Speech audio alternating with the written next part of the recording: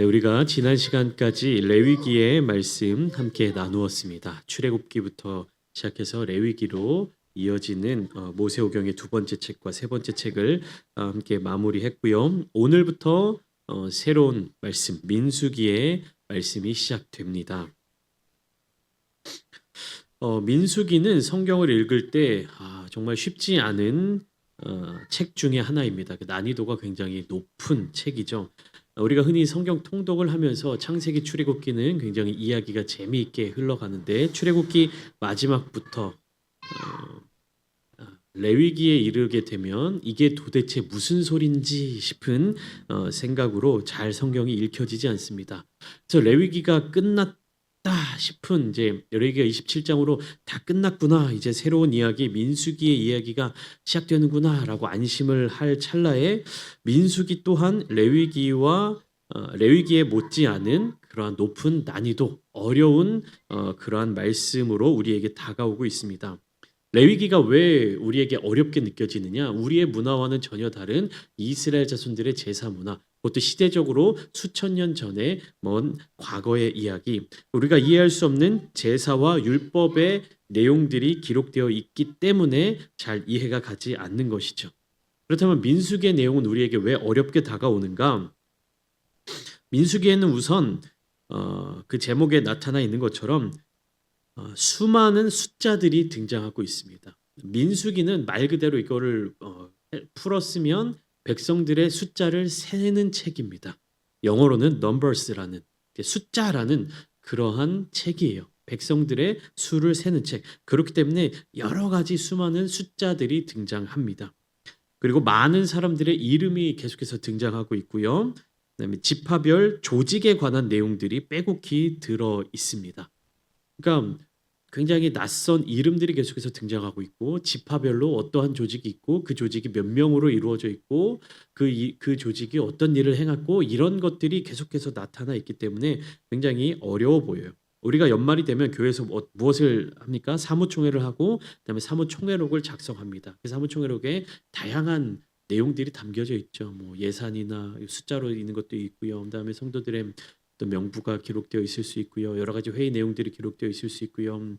굉장히 다 필요한 내용들이지만 우리가 그냥 사무총회록을 책으로 접하거나 혹은 사무총회록뿐만 아니라 다른 여러 가지 회의록들을 보면 이게 도대체 무슨 내용인지 집중이 잘 되지 않을 때가 많이 있습니다. 이 민수기 또한 그러한 내용이 담겨져 있기 때문에 굉장히 어렵습니다. 하지만 이 책은 단순히 그런 행정적인 어떤 보고서의 개념으로 멈춰 있는 책이 아니라 민수기를 통해서 우리가 무엇을 깨달을 수 있느냐? 광야에서 하나님이 공동체를 어떻게 세우시는가를 깨달을 수 있는 것이에요. 민수기가 보여주는 것이 바로 그것입니다. 광야에서 하나님이 공동체를 어떻게 세워주시고 어떻게 지켜 나가시는가. 사람의 눈으로 볼 때, 사람의 생각으로 볼 때 사막, 이 광야라고 하는 것은 어떤 곳입니까? 먹을 것을 구할 수 없고요. 잠잘 곳, 그다음에 몸을 지킬 만한 곳이 굉장히 제한적인 장소입니다. 그러니까 생존하기에 굉장히 불리한 곳이라는 의미이죠. 그러나 그곳에서 이스라엘 자손들은 40여 년의 시간을 보냈고 하나님의 보호하심과 인도하심을 따라 삶을 살아갔다라고 하는 것을 우리는 민수기를 통해서 배우게 되는 것입니다. 그리고 오늘 본문 민수기의 시작이죠. 민수기 1장 1절부터 19절까지의 말씀은 하나님께서 이스라엘을 본격적인 광야의 여정으로 내보내시기 직전에 가장 먼저 무엇을 하셨는지를 보여주시는 중요한 장면입니다. 우리가 레위기의 말씀을 지난주까지 함께 나눴죠. 레위기는 언제 쓰여진 책입니까?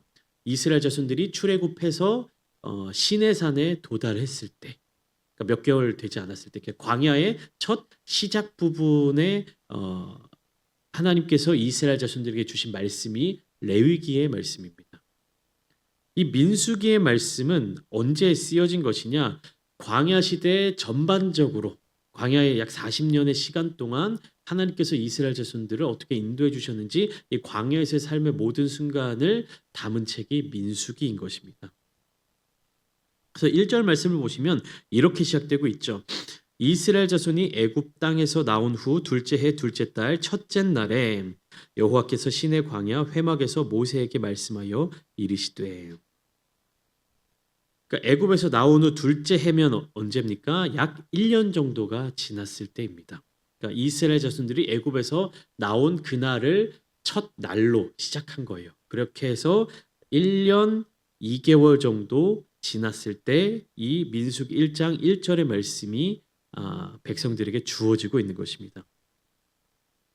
이 날짜는 매우 중요한 의미를 갖는 것이에요. 이스라엘은 출애굽한 이후에 1년 동안 시내산에서 머물며 하나님의 율법을 배웠습니다. 그 시내산에서의 시기에 쓰여진 책이 레위기인 것이죠. 레위기에서 하나님은 예배와 거룩의 규례를 가르쳐 주셨고 하나님의 백성들이 갖춰야 될 자세와 모습을 알려주신 것입니다. 그리고 성막을 세우셨고 제사장을 준비하셨고 예배, 제사의 기초를 다 놓아주신 것이에요. 하나님이 다 예배해 주신 그 모습들이 레위기에 나타나 있는 것입니다. 그리고 이제 그 1년의 준비 기간이 다 끝난 이후에 2년 차부터 무엇이 시작되는 겁니까? 광야에서의 본격적인 삶이 시작되는 것이에요. 그리고 이 민수기 1장의 말씀은 어떠한 내용을 중점적으로 명령하고 계시냐? 그 광야의 삶을 시작하는 과정 가운데 하나님은 이스라엘을 하나의 공동체로 세워가고 계시는 것입니다. 그러니까 이스라엘 자손이 공동체로서 지켜야 할 질서들을 알려주고 계시는 것이에요. 왜냐하면 광야는 하나님의 인도하심이 없다면 혼란 그 자체의 장소이기 때문입니다. 그러니까 체계가 무너져버리고 마음이 무너져버리고 공동체가 쉽게 흔들려 버릴 수 있는 곳이 바로 광야인 것이에요. 왜 그렇습니까? 제가 초반에 말씀드렸듯이 광야는 생존하기가 굉장히 어려운 곳이다. 그러니까 그 생존이 어려운 환경 가운데 사람은 본능적으로 가장 먼저 무엇을 합니까? 내가 안전한 것을 먼저 추구하는 것이에요. 나에게 위협이 되는 것들, 내가 생존할 수 없는 것들, 그 모든 것들을 다 제거하고 나의 생존을 가장 최우선적으로, 나의 안전을 가장 우선적으로 생각하는 장소가 바로 광야이기 때문입니다. 근데 그 광야에서 하나님은 무엇을 명령하신 것이냐? 민수기의 말씀을 통해서 나의 안전이 아니라 무엇이에요? 하나님이 명령하신 공동체를 세워나가는 것을 가장 우선적으로 명령하고 계시는 것입니다. 그러니까 나를 포기하고 무엇을 지키라고요? 공동체를 지켜내도록 하나님이 민수기의 말씀을 주고 계신 것이에요.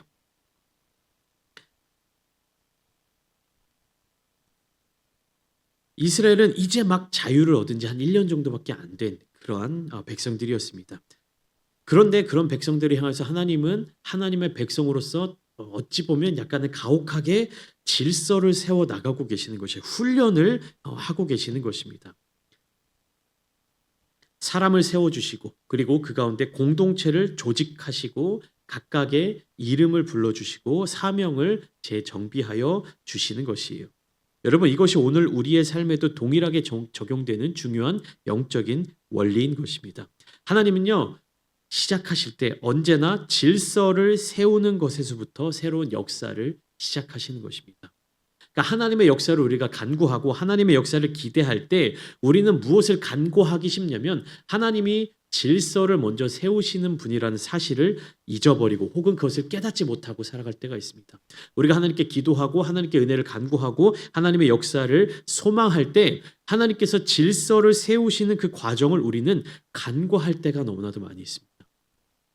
하나님 이 역사를 이루어 주십시오. 하나님 우리 교회에 이러한 역사를 일으켜 주십시오. 하나님께서 일으켜 주시는 그 이적을 우리가 보기를 원합니다. 기도할 때에 하나님이 그 역사를 이루어 가시기 위해 공동체를 세우시고 질서를 세우시는 그 과정을 우리는 참을 수 없는 것입니다.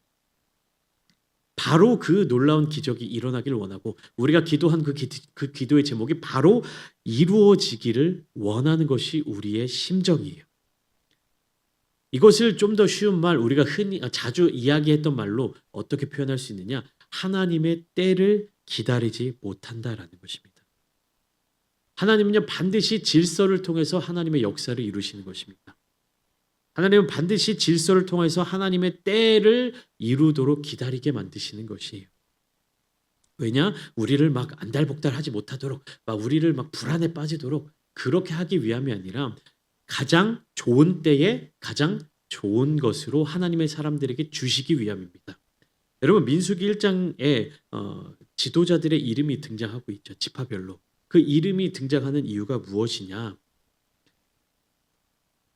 질서를 세우시는 것인데 1절부터 4절까지 말씀 가운데 어떠한 내용들이 어떠한 하나님의 명령이 나타나고 있느냐? 이스라엘 자손의 모든 회중의 명수대로 계수하라라고 명령을 하고 계시는 것이에요. 여기서 계수하다라는 단어의 의미는 단순히 숫자를 세는 것으로만 끝나는 것이 아닙니다. 여기에 히브리어 원어를 살펴보면 어떠한 의미들이 또한 담겨 있냐면 살펴보다, 돌보다, 세우다, 책임을 맡기다, 혹은 임무를 부여하다 이런 의미가 함께 담겨져 있습니다. 그러니까 계수하다라는 의미에 무엇인가 책임과 임무가 함께 주어지고 있다는 사실을 알 수가 있는 것이죠. 그러니까 하나님께서 이스라엘을 계수하라라고 모세에게 명령하신 이유는 무엇이냐? 애굽 땅에서 탈출한 사람들이 총 몇 명이냐? 이것만을 파악하기 위함이 아니라 무엇이냐? 하나님의 사명을 맡기실 사람들을 세우는 그 과정을 거쳐간다라고 하는 것입니다. 애굽에서 노예로 살아가던 이스라엘 자손들에게 갑자기 자유가 주어졌어요. 근데 갑자기 자유가 주어졌을 때 그들이 너무 분방하게 행동하지 않고 어떻게 하도록 하나님의 질서대로 살아갈 수 있도록 명령하고 계시는 것이죠.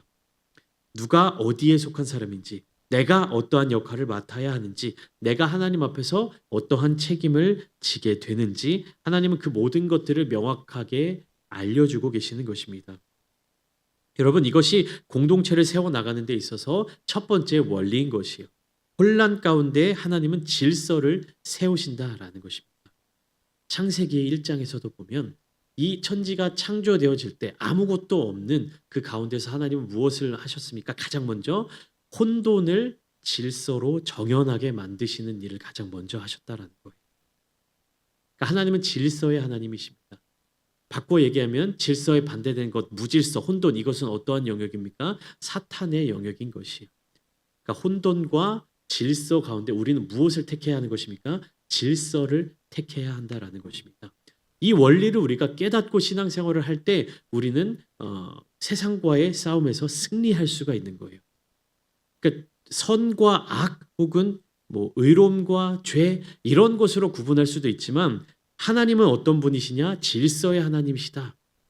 그러니까 우리가 무슨 일을 행할 때 우리에게 어떤 일이 닥쳐올 때 우리를 흐트러뜨리게 만드는 우리의 마음을 흐트러뜨리게 만드는 우리의 삶을 흐트러지게 만드는 우리의 생각을 흐트러지게 만드는 더 나아가 우리의 영을 자꾸만 세우지 못하도록 만드는 것들이 무엇인지를 분별해야만 하는 것입니다.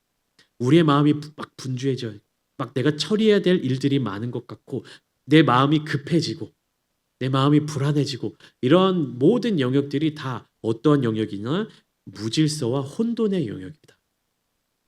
여러분, 민수기는요 광야에서 주어진 하나님의 명령이고 광야에서 받게 된 이스라엘 자손들의 그 어떤 사명입니다. 여러분 설명드렸다시피 광야는 가장 혼돈스러운 장소이죠. 그곳에서 하나님이 이스라엘 자손들에게 명령하시고 임무를 주시고 사명을 주신 이유는 무엇이냐? 오늘날을 살아가는 우리들이 혼란과 혼돈 가운데서도 하나님의 질서를 따라 살아가는 백성이 되도록 우리에게 새로운 명령을 주고 계시는 거예요. 하나님의 백성들이라고 하면 그리스도인이라고 하면 하나님이 좋은 환경을 마련해 주시고 좋은 조건을 마련해 주시고 좋은 여건을 세워 주시고 거기에서 아름다운 임무를 아름다운 사명을 우리에게 주신 것으로 생각하기 쉽지만 하나님은요 그리스도인들에게 또한 하나님의 군사된 백성들에게 세상 가운데서 어떻게 살아가야 하는지를 알려주고 계신 것입니다. 그러니까 환경을 자꾸만 탓하는 자들이 되는 것이 아니라 어떠한 환경 속에서도 하나님의 질서를 바라보는 자들이 되도록 훈련시키고 계시는 것이에요. 여러분 우리의 기도는요 환경과 상황을 바꾸어가는 기도가 되어서는 안 됩니다. 우리의 기도는요 나를 훈련하고 나를 성장시키고 나를 변화시키는 기도가 되어야 하는 것입니다. 하나님께서 그렇게 우리를 세워 가시고 계시는 것이고 하나님께서 우리를 그렇게 인도해 주고 계시는 것이에요. 그렇다라고 하는 것은 무엇입니까? 내가 나의 힘으로 그 문제들을 해결하고 내가 나의 힘으로 그 상황 가운데 견뎌내야 한다라는 것이 아닌 것이죠. 하나님이 우리를 광야 가운데로 인도해 주셨고 하나님이 우리를 그곳 가운데로 이끌어 주셨으면 누가 우리를 책임져 주시는 겁니까? 하나님이 우리를 책임져 주시는 것입니다. 그렇게 우리는 변화를 두려워하지 않을 수 있는 것입니다. 여러분 우리의 삶의 자리 가운데 우리의 인생의 자리 가운데 혹여나 상황과 환경이 너무나도 급격하게 변화되고 내가 견디기 어려운 상황 가운데 빠지게 되는 그러한 마음이 들 때 이 민수기의 말씀을 통해서 하나님이 나를 어떻게 세워가시는지 하나님이 나를 어떻게 인도해주고 계시는지 하나님이 나를 그러한 혼란한 상황 가운데서 어떻게 지켜주고 계시고 어떻게 사랑하고 계시는지를 반드시 깨닫게 되는 은혜를 누리시기를 축복합니다. 광야와 같은 순간 속에서 하나님은 질서를 세우시는 것이 광야에서 가나안 땅으로 바로 인도해 주시는 것이 아니라 광야에서 질서를 세우고 계시는 것이 여러분 5절부터 16절까지 말씀을 보시면 굉장히 쉬워 보이면서도 어려운 말씀들이 쭉 이어지고 있어요. 무엇입니까? 12지파의 지도자들의 이름을 하나하나 다 부르고 계시는 것을 볼 수 있습니다. 하나하나 상세하게 너희와 함께 설 사람들의 이름은 이러하니 라고 5절 말씀에서 시작하면서 르우벤 지파에서는 스데우르 아들 엘리수리오, 시몬 지파에서는 수리사떼 아들 슬루미엘이오 이렇게 쭉쭉쭉쭉 지도자들의 이름이 나열되고 있습니다. 이것은 민수기의 중반부와 후반부에도 동일하게 반복되는 어떤 모습입니다. 그렇다면 하나님께서는 왜 이렇게 한 사람 한 사람의 지도자들의 이름을 다 불러 기록하고 계시는가, 다 명령하고 계시는가? 하나님은요 공동체를 세우실 때 아무나 부르지 않으신다라는 겁니다. 그리고 익명으로 부르지 않으신다라는 거예요. 하나님께서는 한 사람 한 사람을 다 기억하시고 그 사람의 이름을 그리고 그 사람의 가문을 그 사람의 배경을 다 아시고 그 사람에게 사명을 맡겨주신다라는 것입니다. 여러분 어떤 성도들 중에서는요 큰 교회를 가는 것을 좋아하는 혹은 편안하게 느끼시는 분들이 계세요. 왜냐하면 큰 교회에 가면 내가 나로서 두드러지지 않기 때문에 어떤 이 회중과 무리 안에 녹아들고 거기에 이렇게 딱 합류할 수 있기 때문에 좀 큰 교회를 좋아한다고 합니다. 왜냐하면 작은 교회로 가면 어떻게 됩니까? 그러니까 새로운 사람이 오고 낯선 사람이 올 때 주목받게 되잖아요. 그 주목받는 게 싫어서 큰 교회에 이렇게 가서 그냥 예배만 드리고 나오는 것을 좋아하는 성도들이 계시다고 해요. 그 말은 뭡니까? 그냥 예배만 드리고 어떤 내 마음 가운데 이런 주의를 지키는 가장 최소한의 것만 지키겠다라는 거예요. 헌신하고 누군가로부터 기억되고 뭐 이렇게 연락받고 뭐 공동체나 혹은 셀이나 뭐 구역이나 이런 걸로 묶이고 싶지 않다라는 겁니다. 그러나 하나님은요 공동체를 교회라는 이 공동체를 세워가실 때 한 사람 한 사람을 다 어떻게 하신다는 거예요? 기억하신다라는 것입니다. 여기 모이신 저와 여러분들은 하나님이 다 기억하고 계신다. 여러분 사람에게 기억되는 삶이 아니라 하나님이 기억해 주시는 거룩한 삶을 살아내시기를 축복합니다. 네, 여러분 기억하신다고 해서요. 하나님이 나의 이름을 기억하시고 나의 배경을 기억하시고 나의 가문을 기억하시고 이런 것이 모든 내가 가진 어떤 조건이 훌륭하기 때문에 하나님이 기억하시는 것이 아니라는 사실을 여러분들 깨달으셔야 됩니다. 하나님은요 좋은 것만 기억해 주신 분이 아니라 훌륭한 자들만 기억하시는 분이 아니라 나 한 사람을 진실되게 기억해 주신다라는 거. 배경이 좋고 가문이 좋고 능력이 좋은 사람을 하나님이 부르시고 기억하시고 지도자로 삼아 주시는 것이 아니라 하나님은 불러주시고 우리를 세워주시고 사명을 부어주시는 그 하나님의 사역의 방법, 하나님의 질서의 방법이 성경 속 가득히 기록되어 있다는 사실을 우리는 기억해야 하는 것이에요. 그것이 하나님의 방법입니다. 하나님의 방법은요, 하나님의 역사의 그 방법은요, 능력이 뛰어난 사람들을 불러서 쓰시는 것이 아니라 하나님이 보시고 부르셔서 순종하는 자들을 세워주신다라는 겁니다. 여러분 성경 속에서 하나님은요 단 한 번도 능력이 뛰어난 사람을 불러서 세우지 않으셨어요. 보시고 부르시고 그 부르심에 순종하는 자들을 세워주신다라는 것입니다. 예수님께서 제자들을 모으실 때도 그렇게 했어요. 보시고 부르시니 따르더라. 그것이 예수님이 12제자를 모으실 때 성경이 묘사하고 있는 기록하고 있는 내용입니다. 하나님이 여러분들의 삶을 보고 계세요. 사랑으로 보고 계십니다. 그리고 그 여러분들의 삶의 자리 가운데 하나님이 나타나셔서 부르시는 것입니다. 부르시는 것으로 끝나는 것이 아니라 어떻게 하신다고요? 세워주신다라는 것입니다. 능력 있고 대단한 사람들을 부르시는 것이 아닙니다. 부르심에 순종하는 자들을 세우시는 것입니다. 능력이 있는 자들을 부르시는 게 아니라 순종하는 자들에게 능력을 부어주시는 것입니다. 하나님은 절대로 강한 자를 쓰지 않으신다라는 거예요.